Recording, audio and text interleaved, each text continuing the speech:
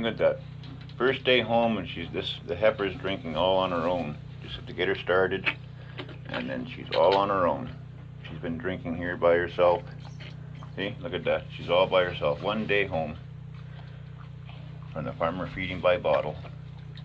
I had a little bit of trouble with her last night to get her started. I'm having a little bit of problem with the, whoops, sorry about that. I'm having a little bit of problem with her brother there, but he's getting it, but he seems to be a little more timid. I just get her sucking on my finger, and then I slowly pull my finger out and just keep it on her lips for a few seconds, and then pull my finger away, and she's totally on her own. She's getting full now because she's already drank about 3 liters of milk already. This is Sunday, October the 8th, and I just got these yesterday. Let's see if we can get this guy to drink. Come on. Come on. Come on. Come on. Get them sucking on your finger until they're sucking good and hard, and then slowly lead their head down to the bucket. Give him a little another taste of milk to keep his interest up. But you got to get them sucking hard on your finger first. This guy's been giving me a little bit of trouble. He was drinking, once I got him going last night, he was fine, but it's just a matter of getting him started. He might not be hungry enough because he drank more, or no, he didn't drink that much last. He only drank about 2 liters last night. So if this doesn't work, then what I do is I take an ice cream bucket like this, and I put a little bit of milk in it, and I take my 5-gallon bucket that I sit on, as you've seen in other videos, and I will put it like this, because he might be intimidated. Sometimes they're intimidated by the big pail.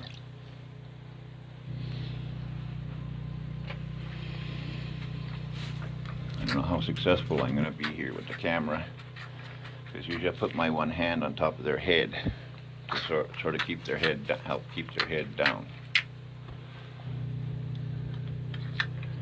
And when I'm holding the camera, it's kind of hard to do. So I don't know how successful I'm going to be. So usually I'll put my hand on his head just to help his head down. I don't put a lot of pressure on his head, but just enough. Usually if I can get them sucking hard enough, because their automatic reaction is to put their head up. And you got to force them to bring their head down. And usually once they get the taste of the milk, they're usually good to go, but I had to work with this guy last night quite a bit too. Come on. And I'll also bring the pail up closer to him as well to help him get started.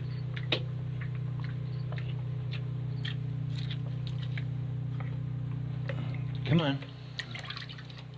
Come on. Come on. Come on. Come on.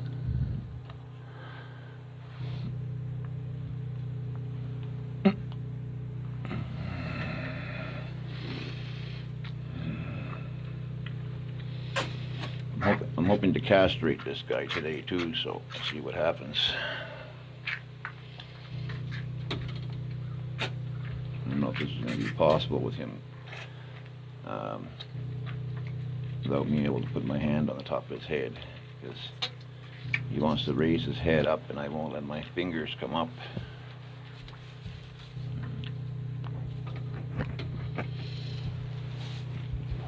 And with that, let's try this.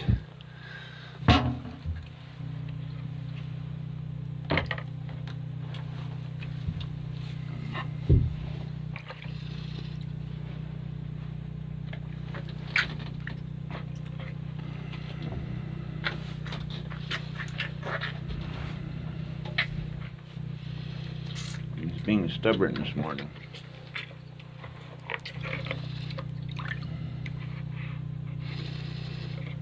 Usually I'll bring with the other hand, I'll either keep my hand on his head or I'll bring the bucket up to his mouth. He just doesn't want to put his head down.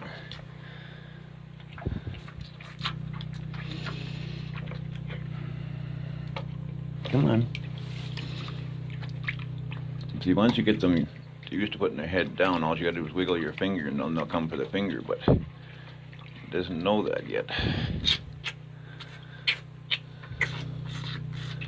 He wants to go up. Because I refuse to use a bottle. So I want them drinking on their own as fast as possible so I don't have to waste time. And that way it gets them on grass faster.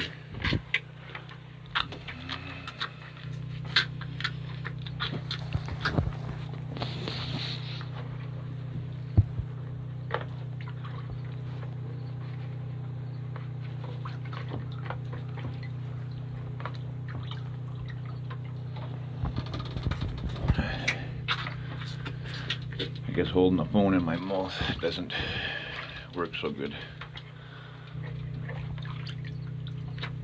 It's very hard when you live alone and you're trying to film this stuff and all you have is a phone. And you don't have somebody else to film it. I have to do it all. Come on. You must be hungry because you didn't drink that much last night as your sister did.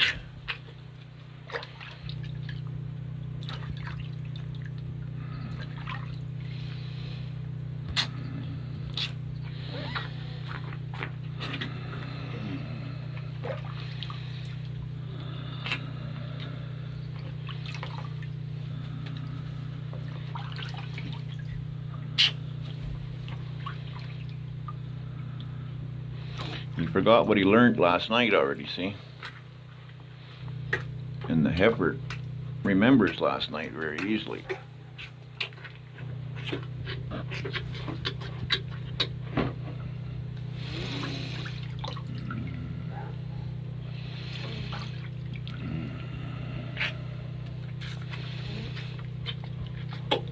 There we go. Now we got him.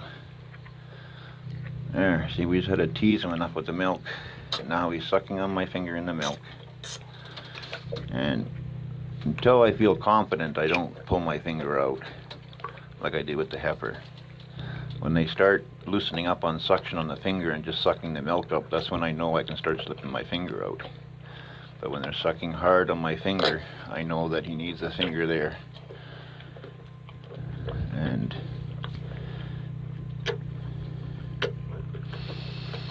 so there you go, ladies and gentlemen. You've seen it firsthand how you have to start them off,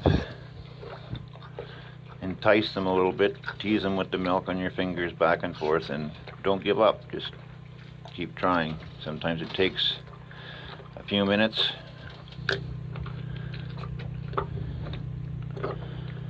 When I put the bucket of milk in here, I had to go back and rinse the poops off my 5-gallon pail. They pooped on the 5-gallon pail. When I came back, the heifer was even drinking on her own out of the big bucket, but she was sticking her nose down too deep and cutting off her air.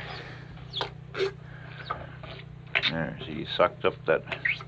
I had about, that's a 4-liter pail. It sucked up two liters there already, and that's about all he drank last night. Because when I went to go put more in the pail, like I'm going to do right now,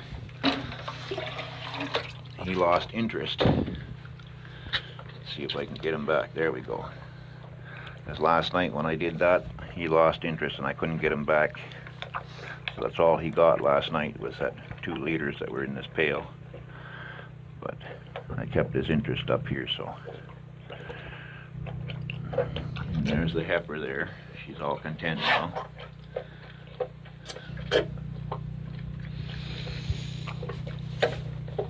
This guy's drinking like mad. No bottle. I just picked him up yesterday. And the dairy farmers feed by bottle until I picked them up. because they give them that colostrum from the cow until she's for the good health, the first milk from the cow, and so they're used to the bottle. So, and this is how easy it is, you know. Like my fingertip right now is just in his lips because he let up on sucking on my finger so hard. So my fingertip is just in his lips, and he's sucking the milk up. He's not really sucking on my finger, but my finger is there just to support.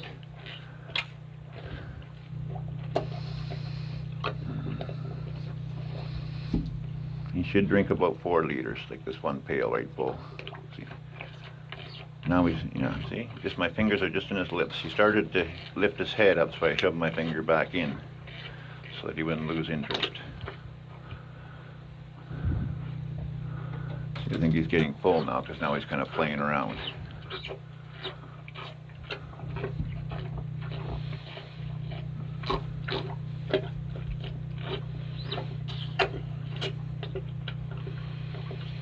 You don't want to feed them too much because you want, when you're first teaching them, because you want them hungry later when you come back to feed them. You want them fairly hungry so that you have an easier time.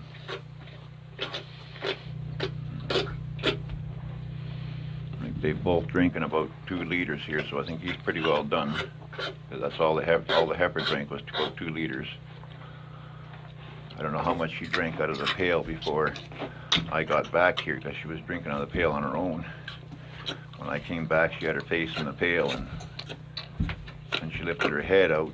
Her mouth was dripping with milk, so she was drinking it.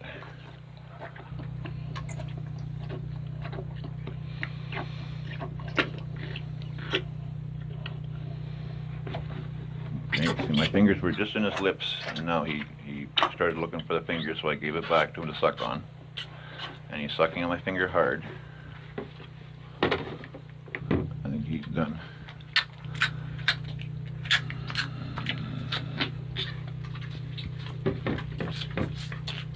He just wants to suck now, is all he wants to do.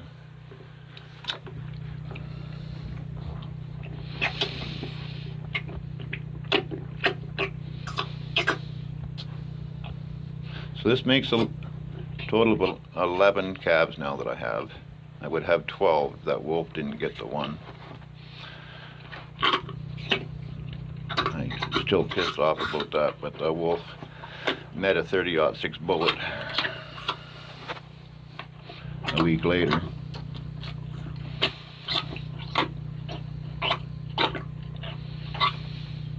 So I'm happy that I'm heifer there.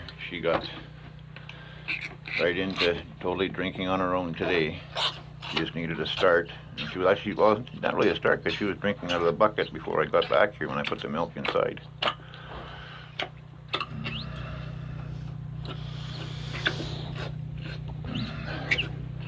And I keep a little bucket of grain there, brown corn, and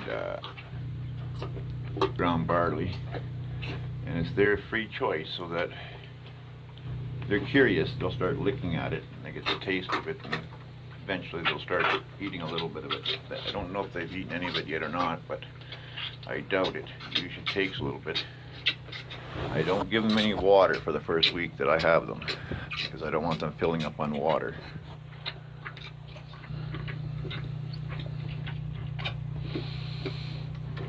Let's see if he'll take some more milk. Let's just see. I doubt it. I think he's pretty. I think I've lost his interest now because he's pretty much full.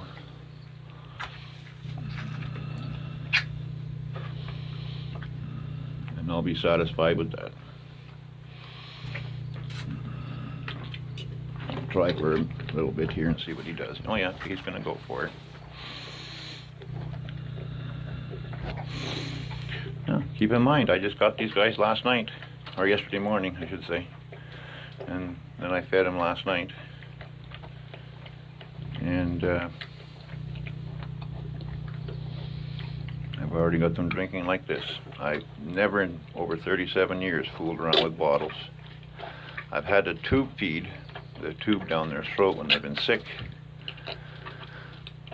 because they won't suck or nothing.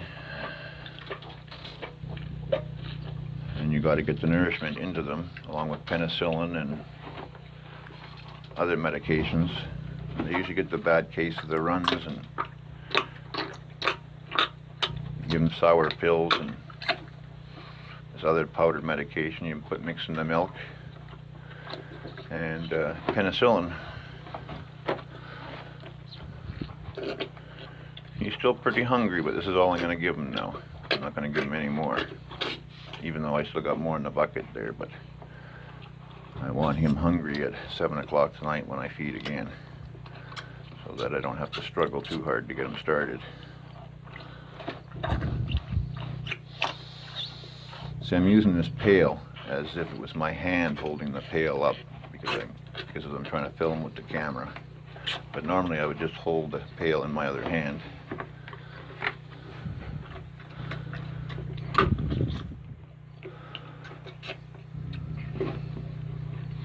Okay. Oh, he's going to drink on his own. Look at that. Just hanging on the pail, so he's drinking on his own now, see? I was going to give up and not give him any more, but he says, no, I'm finishing this. I tip the pail a bit to one side so the milk is deeper. He's going to finish it off. See how simple that is? It just takes patience. Patience is a virtue.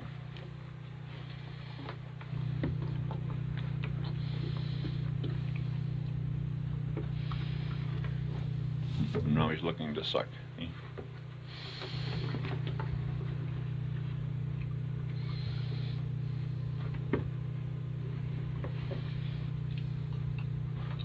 You want a bit more?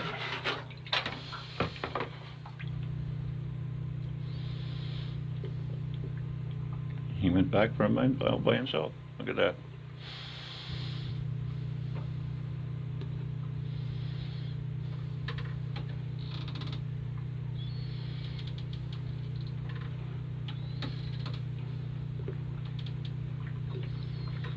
He's pretty hungry.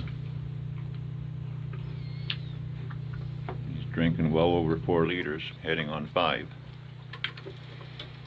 But he only drank maybe 2 liters, 1.5 liters last night at the most.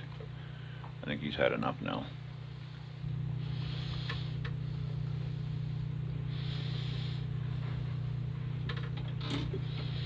And once they're drinking on their own, don't give them your finger unless you have to, if they won't eat. But you have to get something into them. Don't give them your finger if you don't have to. And when they come looking for it, once they've been drinking on their own, don't give them your finger.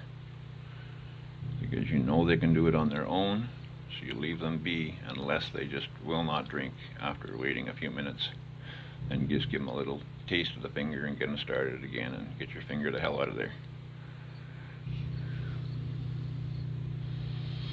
So he's done. Yeah, he's done now, I think. Well, maybe not. Yeah, and there's still that much milk in the pail yet. And you got milk all over my stool.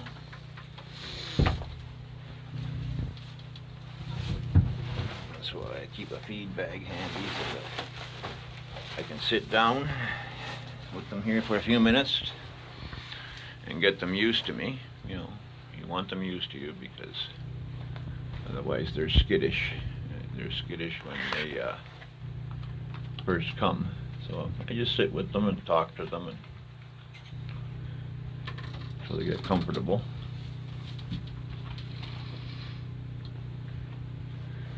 And I need something to sit on because my back is bad, very bad. I can't stay crouched down. Pain is too intense, even with the morphine.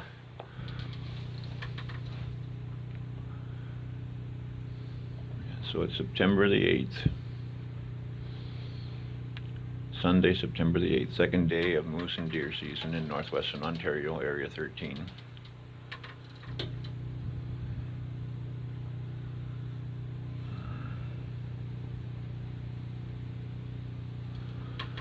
I have to get the forklift and drive the truck down to the barn and lift this box off the truck and set it on the ground down there with the other, down by the barns with the other calves, so the other calves can see them in here. And I'll keep this gate that I have on here, but I'll also put electric wire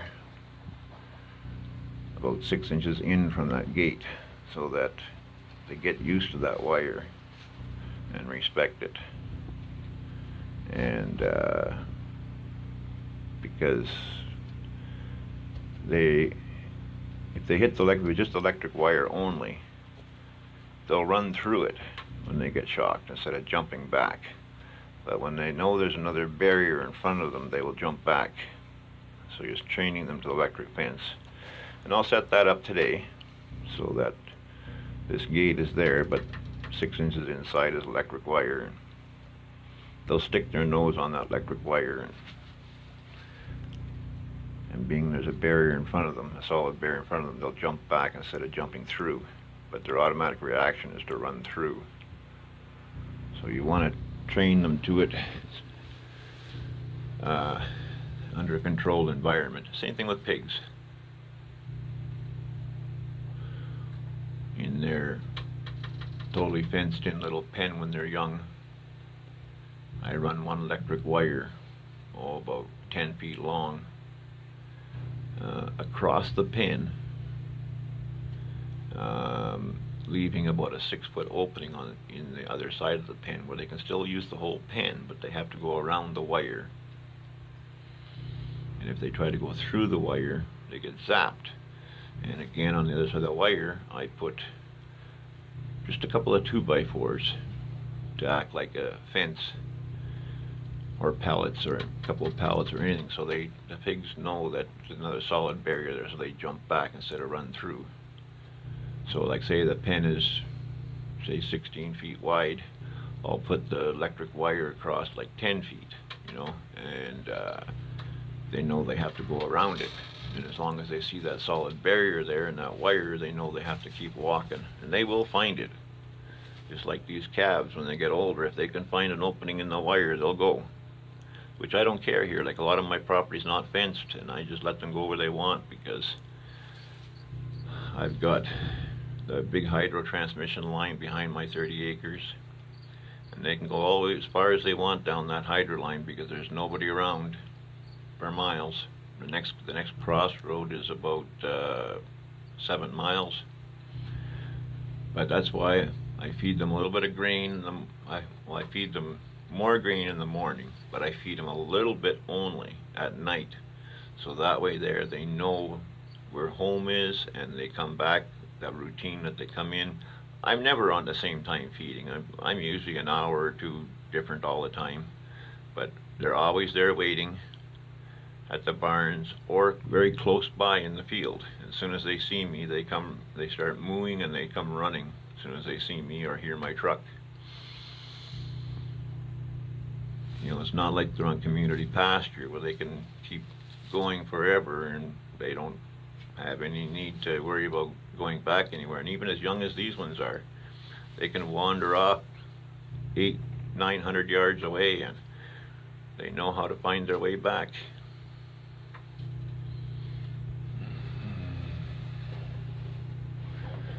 This is what I use for castrating them, just a banding. One band is all you need, and the younger you do them, the better. Right now it's in the position to slip over the testicles, but when they're young, a lot of times you can only feel one testicle. So just massage the sac up against their belly really hard, and the second one will usually drop down. I've had occasion where I've never been able to find the second one, and I've had to just castrate the one, and they've still been bully still, because the other nut or testicle is up inside them, believe it or not, and the only way you get it out is surgically, and I'm not going to do it surgically because unlike pigs, these are very prone to infection easy, so banding is the best way. I used to use a pair of crimp pliers, an old set of crimp pliers I used to get from the Thunder Bay Co-op, but new owners took over and they're not so nice anymore, like the old owners. So there's the heifer laying down, she's satisfied.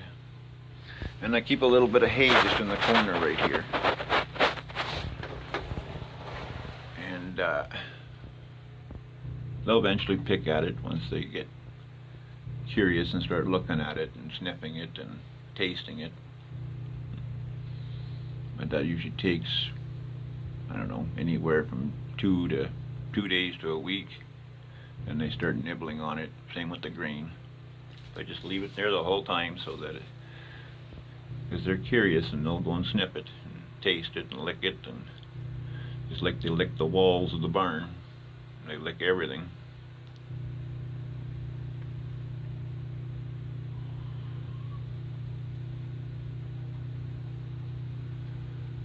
So the bull here is number 11, and the heifer will be number 12. F will be its name, because number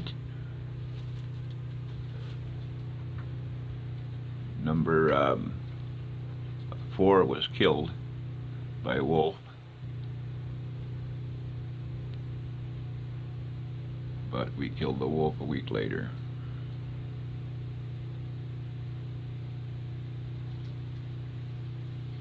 I'd like to have got that wolf kill on video. I would have had time because I was sort of hidden behind a tree, but I was more concerned about taking care of that monster than getting it on video.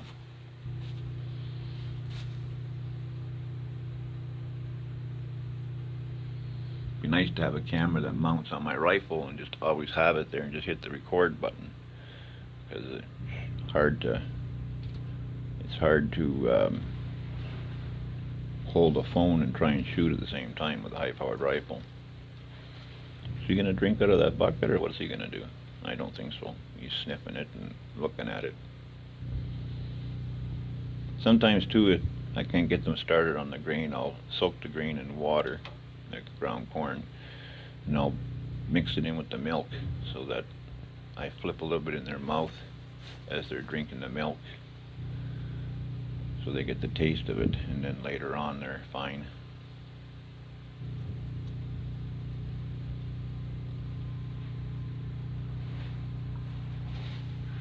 See if you'll go and sniff that grain there. It's being skittish.